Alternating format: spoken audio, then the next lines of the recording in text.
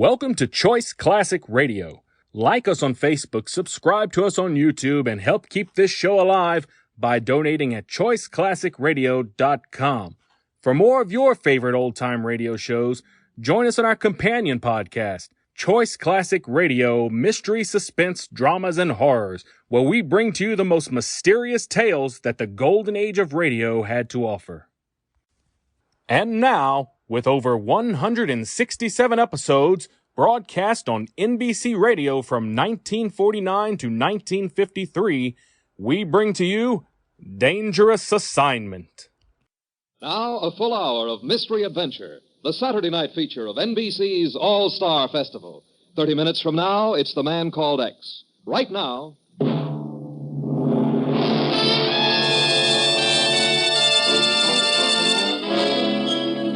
Dangerous Assignment, starring Brian Donlevy as Steve Mitchell. Brought to you by the makers of Anacin for fast relief from pain of headaches, neuritis, and neuralgia. By Chesterfield, the only cigarette that combines mildness with no unpleasant aftertaste. The cigarette that brings you Bing Crosby and Bob Hope. By your local Ford dealer, who is now displaying the new 1951 Ford, the car that's built for the years ahead. And by RCA Victor, world leader in radio, first in recorded music, first in television.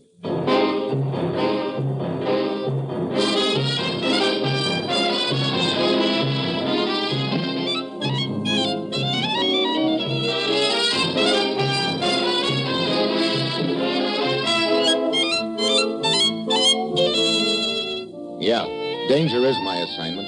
I get sent to a lot of places I can't even pronounce. They all spell the same thing, the whole trouble. But when I walk into the commissioner's office, I don't realize this assignment's going to involve a worthless scrap of paper, which almost turns out to be my own death warrant.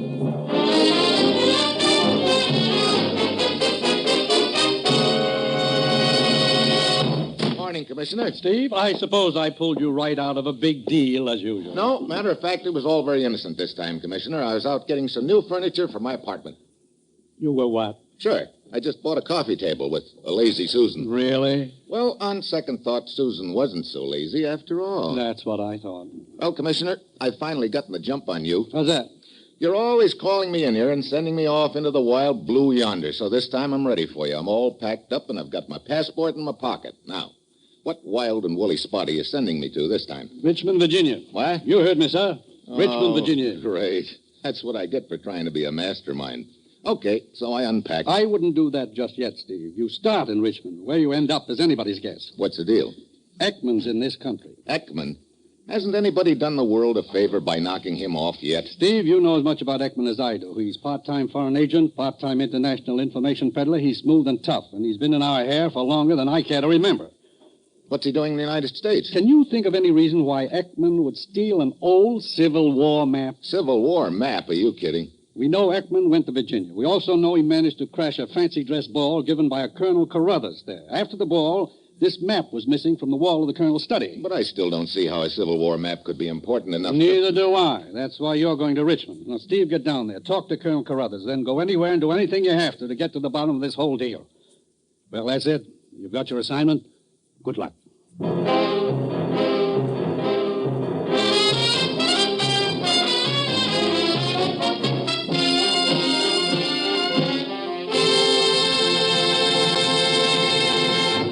You're listening to Dangerous Assignment, starring Brian Donlevy in the role of Steve Mitchell, colorful, two-fisted government agent. At all those places of the world where danger and intrigue walk hand in hand, there you will find Steve Mitchell on another Dangerous Assignment.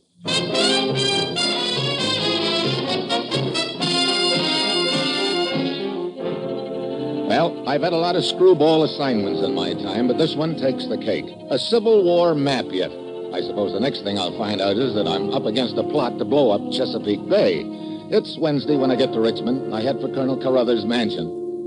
We're delighted and honored to make your acquaintance, Mr. Mitchell, sir.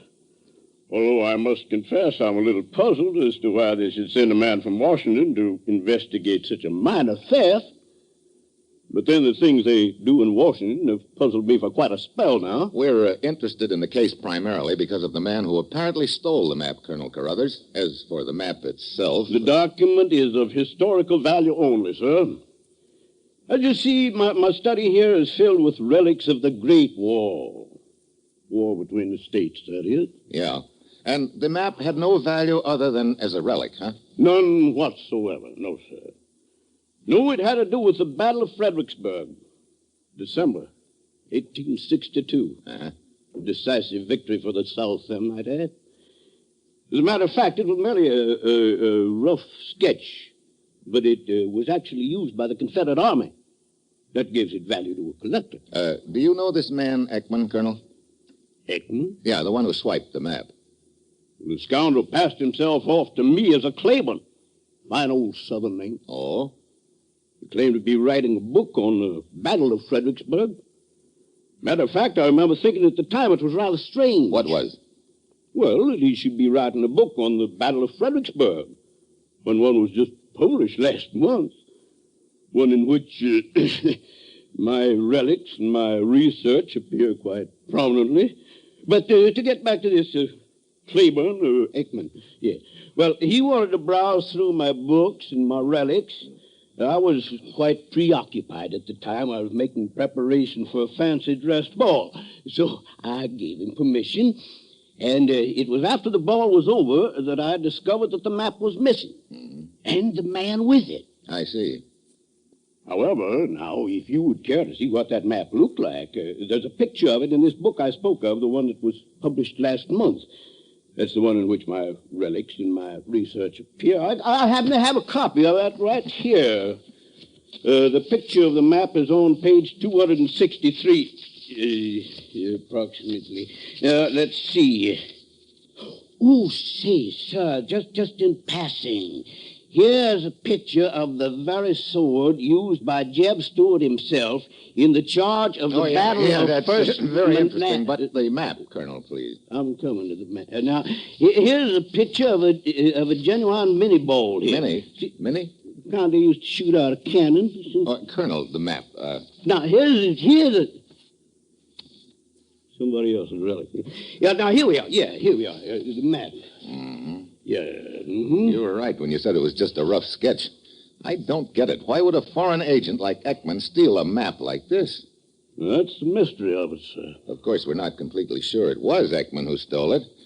Colonel, these guests you were entertaining at the time... Sir, if you were trying to imply that the people I invite into my home are of the caliber that would stoop to common theft... I'm not trying to imply anything, Colonel. I'm just...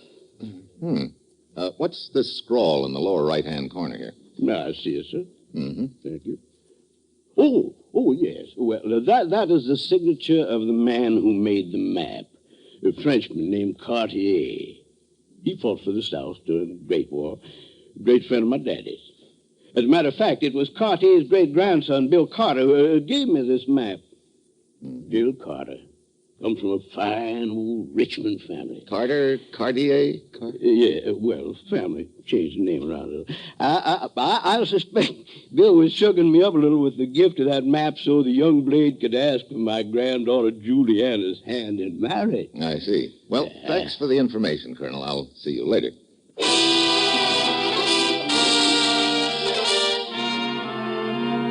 I leave Colonel Carruthers' house still as much in the dark as when I came. Why Ekman would steal a map 90 years old is a way beyond me, but there must be a reason. I've got to find out what it is, which means that first I've got to find Ekman. So I start checking.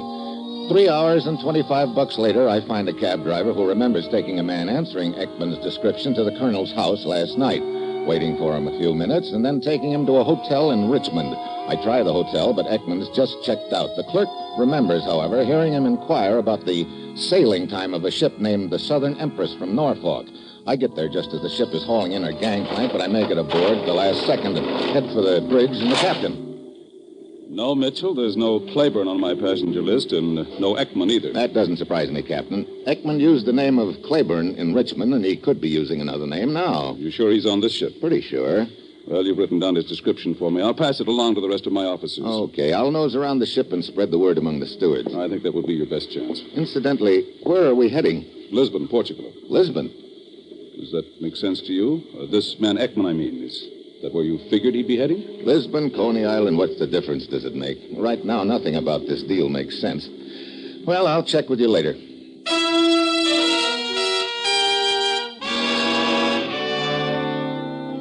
I nose around the ship all day, but I don't spot Ekman. None of the stewards I talk to remember noticing him either. By now, I'm beginning to wonder if he's even on the ship. This is going to look just great in an official report.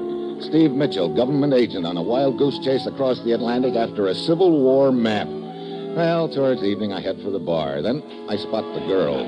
When I first noticed her, she's 3 stools away. The next time I look, she's 2 stools away. Then, all of a sudden, she's right beside me. Howdy. Hello. I always feel a girl shouldn't sit in a bar alone. Doesn't look right. Oh, well, now you're not alone. You probably think it's real brazen of me to talk to a man I don't know. Well, they tell me life on board ship is pretty informal, Miss, Besides, my first name's Zoe. Steve Mitchell. Now, isn't that one? That one? I just knew your name would be Steve. Oh, don't ask me how. I just knew. Well, you're one up on me there. I didn't just know your name would be Zoe. You enjoying the boat ride, Stevie? Oh, not particularly. How about you? Sounds like this is the farthest you've ever been away from the Mason-Dixon line. Oh, now you're just poking fun at me, Stevie. So I think I have myself a mighty fine boat ride. Sure enough, I can manage to make me some friends. Poor little helpless girl like me, she needs friends wherever she is. I tell you for sure. You don't look very helpless to me, the way you've been downing those straight shots. Oh, those are just to give me some courage, Stevie. I'm naturally such a shy little old person. Yeah, I can see that. You on a vacation, Zoe? Uh-huh. How'd you happen to pick Lisbon? Now, isn't that one? I couldn't in all the world tell you why, Stevie. I just stuck a pen in a map, and it said Lisbon. I see. You know, this life aboard the boat, it's all so new to me. Sometimes I wish I'd stayed right at home. Body gets to feeling so helpless. So now we're back on that helpless routine? Oh, but I really am, Stevie. Why, you wouldn't believe it, but I can't even get that little old door on my stateroom lock. 35B, that is. That lock just won't seem to work right. Isn't that awful? Well... As a matter of fact, I think I ought to go try it again. I just know I won't be able to make it work right. Maybe sooner or later I'll find me some nice person who can help me. I don't doubt it. I'll see you later. You never can tell. That's quite a number, friend. Huh? I say, the little lady, she's quite a looker, isn't she? Well, she's looking all right. Cully's the name, friend. John J. Cully. Mitchell's mine. How are you? Oh, well, I've had a little bout with my stomach right after we put to sea, but I'm feeling much better now. See, this is my first boat trip. I've ridden every railroad in the United States in my time, but never out on the briny. Yes, it's quite an experience, yes, sir. You travel a lot? Oh, yes, sure do. Here's my card, friend. John J. Cully, Acme Button Company. Well, you sell buttons? Well, I don't give them away. Oh. Yes, I figure I've sold an average of 2/3 a button to every man, woman, and child of the United States. Quite a record. But what good's 2/3 a button? Oh, say, you're mighty quick on the uptake there. Yeah, I'm a car. You ought to be shuffled and cut. Oh, fine. You know, you and I speak the same language, friend. Thanks. Yes, I've sold buttons in every state there is. Now I'm going over to do the same thing in Europe. The zipper doesn't have you scared, huh? Well, sir, that used to be a dirty word to me. But the way I've got it figured out now is this is a big world, friend. There's room in it for the zipper and the button. Well, that's reassuring. You know, our president said to me not a week ago, he called me into his office, he did, plunked me down in a chair, and then old S.H. says, S.H., that's our president, says to me, J.J., that's me. you. Right, yes. He says to me, go out, J.J., go out and button up the world. It's a great thought, isn't it? Oh, inspiring. I beg your pardon, Mr. Mitchell. Oh, Captain. Excuse me, Mr. Cully. Oh, yeah, sure thing, friend. Keep 'em flying. You mean keep them buttoned? What is it, Captain? You know that particular passenger you're looking for? Ekman? Well, there's a man in 31B who answers the general description, but his name is Pettibone. Thanks, Captain. I'll pay him a little visit.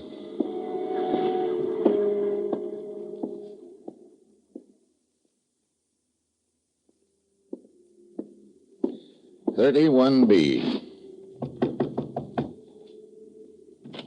Why, Stevie. Well, Miss Magnolia Blossom.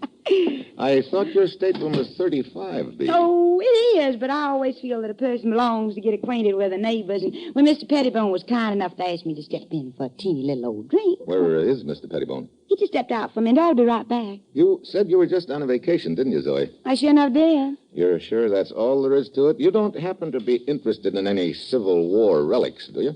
You mean the war between states? Well, I'm sure I don't know what you're talking about, Steve. I don't... Oh, here's Mr. Pettibone now. Hold it. Let go of me. You're not Ekman. Of course, Ekman. Of course I'm not Ekman. I'm Mr. Pettibone, if you please. And if you're a private detective, you can tell my wife. Private detective? Wife? Oh, great. Thank you and good evening, Mr. Pettibone.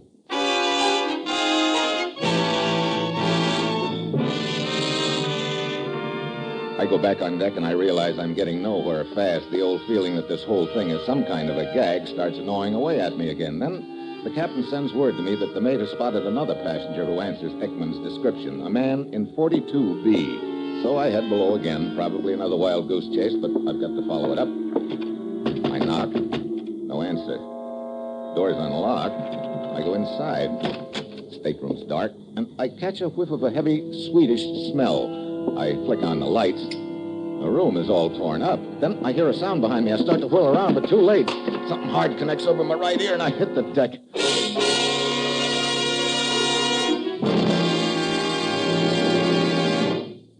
When I come out of it, I know I've finally found Ekman, but I still don't know why he swiped the Civil War map.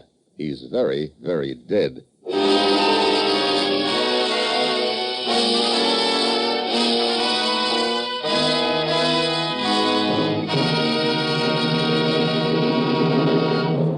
Have you ever wondered what Hope says to Crosby?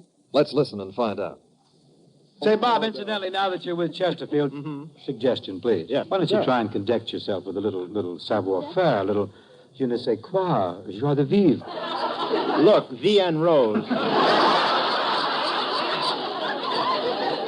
Don't try to dazzle me with that stale French of yours. I could dazzle you with English, Bob.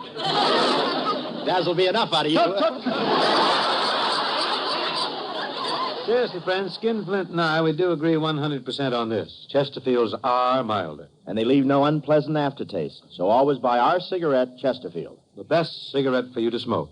Chesterfield, Chesterfield always wins first place. That milder, mild tobacco never leaves an aftertaste. So open a pack, give 'em a smell. Then you'll smoke 'em. Don't forget to give Crosby for Christmas. I mean the Chesterfield Christmas carton with Bing as Papa Santa Claus.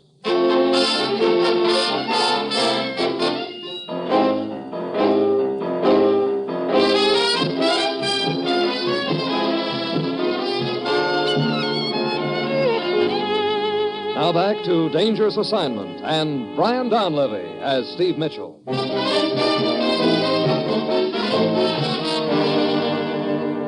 Any idea who killed Ekman, Mitchell? None at all, Captain. It was probably the same person who hit me over the head when I walked into Ekman's stateroom. Well, whoever it was couldn't have gotten very far from Ekman's room. What do you mean? Well, I came down the passageway just about a minute after you went into the stateroom. There was no one in sight. Let's see.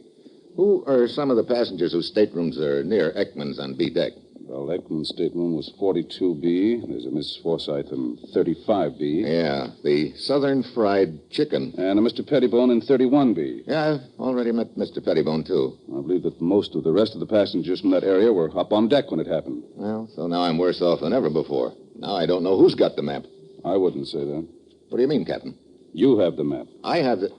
Now, look. Take a look in this envelope. Hey, the map. Where did you get it, Captain? The mate told me this Ekman had asked him to lock up the envelope in the ship's safe, so I thought I'd better see what was in it. Yeah, it looks like the picture of it that I saw in that book that Colonel Carather's placed back in the States. What's so important about it, Mitchell? That's the point. It's just a rough sketch drawn by a guy named Cartier almost 90 years ago, so now I've got it. But I still don't know what the deal is all about. Wait, did you lock up Ekman's stateroom after we left? Yes, I also posted a guard there. Good. I'd like to examine his papers. I'll meet you there in 10 minutes. First, I want to have a talk with the Belle of the South.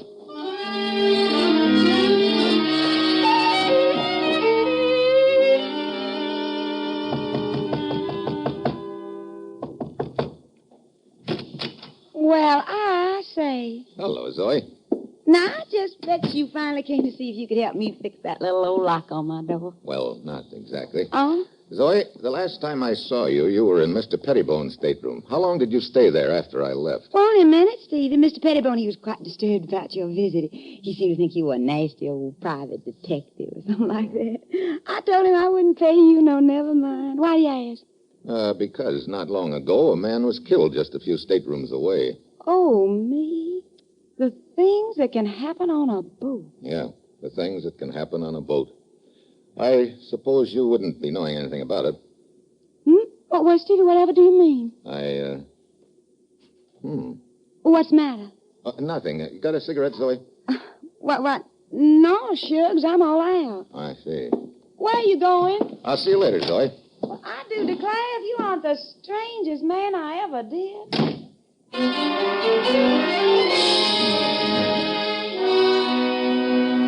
I leave Zoe's stateroom, go up on deck for a smoke. Now I know the trail is heating up. I caught a whiff of the same aroma in Zoe's room that I'd noticed in Ekman's room, and now I've got the smell pegged. It's Turkish tobacco.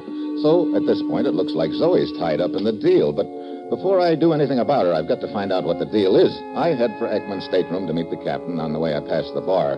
Cully, the button king, flashes me a big grin and waves me to come over, but I've got no desire to talk buttons at this moment, so I keep walking. The captain and I go over all of Ekman's papers carefully, and finally, I find something. What is it, Mitchell? A letter, Captain. Written by a guy named Corelli in Lisbon, and addressed to Ekman. It refers to certain interests who are willing to pay for proof. Proof of what? It doesn't say. It also mentions an Ortigue family in Lisbon and says they're willing to add a big bundle of money, too. You think that the Civil War map is somehow connected with all of this? I think it is. It could be the proof this Corelli talks about in that letter, but proof of what? I don't even have a glimmer right now. When do we dock in Lisbon? Tomorrow morning. You know, I got a hunch that shortly after we dock, this Corelli's going to receive a visit from Ekman's partner. But Ekman's dead. I know. That's why his partner has to carry on with the deal. But do you know who this partner is? Yeah. Who? Me.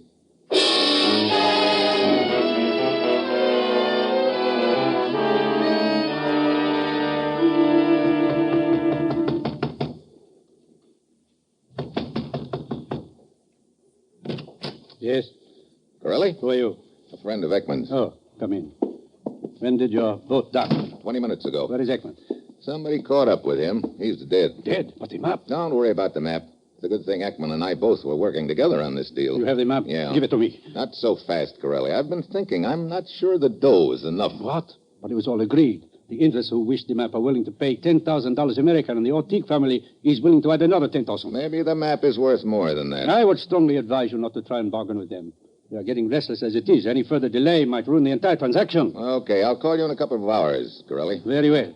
And if you do not have the map for me by then, I would not be surprised if the parties I represent had something for you. Something for me? What do you mean? A bullet.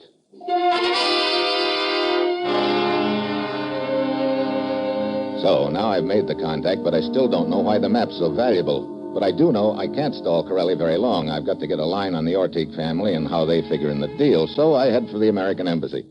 The Ortigue family? Well, sure, they've been a thorn in our side for quite a while, Mitchell. At least Mrs. Ortigue has. That's just what I'd like to know, Woods. What about them? Well, Mrs. Ortigue owns some land in the Middle East with a chromite mine on it. You know, the stuff that's used in steel manufacture. Yeah. She's leased the mine to the interests on the other side of the fence. We'd like the lease because we need all the chromite we can get. Her husband's willing to go along with us, but she says no soap. And it's her land, so there we are. How'd this Mrs. Ortigue get the land in the first place? Well, we've got a pretty big file on it. She inherited the land from her grandfather. He was the only living relative of his uncle. There'd been a son, but he was lost at sea on the way to America. So the upshot is, old man Cartier leaves the land to his nephew, who in turn leaves it to his granddaughter, Mrs. Ortigue. And... Wait a minute. Did you say Cartier? Yeah, Mrs. Ortigue's maiden name. Why, does the name ring a bell? A fire alarm. Let me check those files. I think this whole deal just fell into place. I go through the files, and 10 minutes later, I've got the answer. I go out and get into my car. And as I'm pulling away from the curb, I smell a very familiar aroma. The same Turkish tobacco I'd noticed in Ekman's room at the time of his murder and later in Zoe's room. But before I can turn my head around, there's a gun barrel pressing against the back of my neck. Well, hello, Zoe. I can't say I'm too surprised to find you in my back seat. I'm afraid you've got the wrong party, friend. Cully. Yes, just call me J.J. Now keep your eyes straight ahead, friend. So the world's leading button salesman turns out to be the big boy in this deal. Right you are, friend. Now, there's only one thing more I have to button up. What's that? You. And I can do that very nicely with just one slug.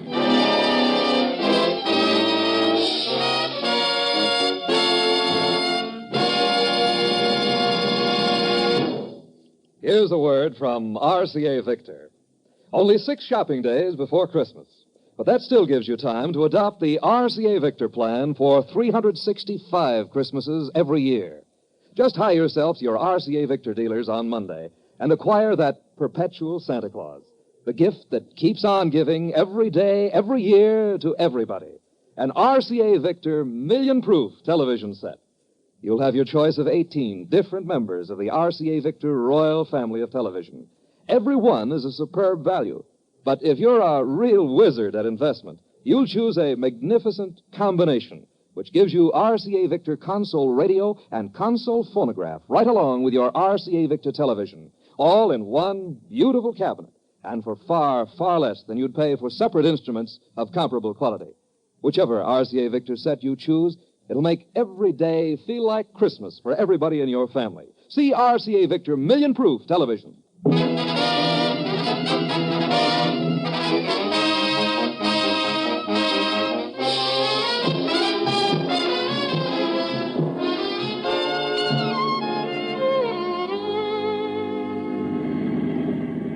Keep driving straight ahead, friend. And remember, I'm sitting right behind you with a gun. Okay, Cully. Now reach in your pocket real gentle-like and pull out that map and hand it over. You know, it took me quite a while to find out why that map was so valuable to Mrs. Ortigue and the outfit she's leasing that Middle East mining land to.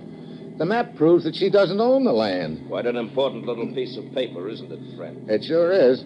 Old man Carter owned the land years ago, and he thought his son was lost at sea on the way to America, so he left the land to his nephew, who in turn passed it on to Mrs. Ortigue. But actually, that son wasn't lost at sea. He got to America, and among other things, he drew a map with his signature on it.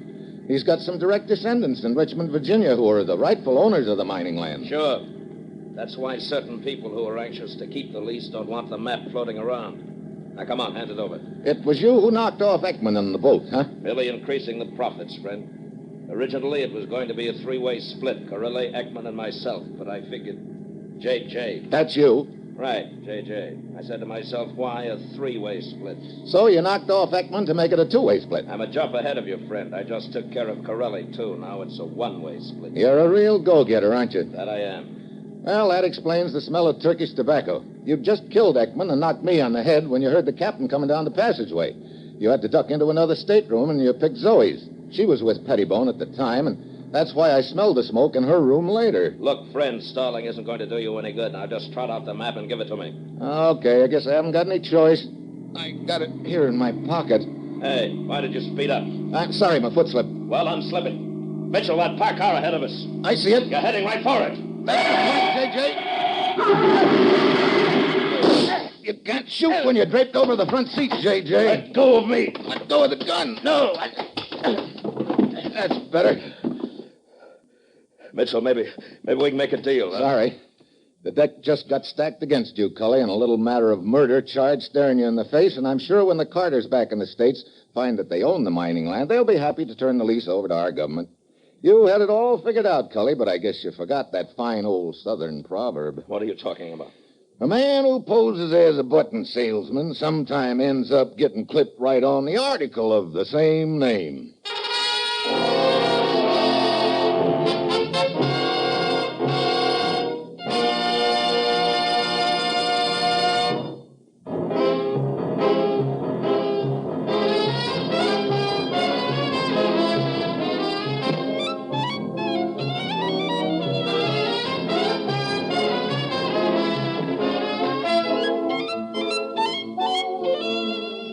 Dangerous Assignment, starring Brian Donlevy as Steve Mitchell, is written by Bob Reif and Adrian Jondo.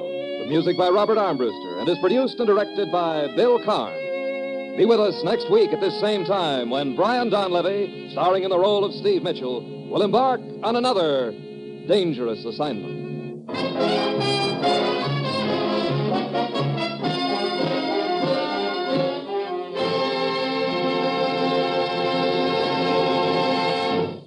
Dangerous Assignment came to you from Radio City in Hollywood. Now, more mystery on NBC's All-Star Festival. Stay tuned for Herbert Marshall as The Man Called X. This is NBC, the national broadcasting company.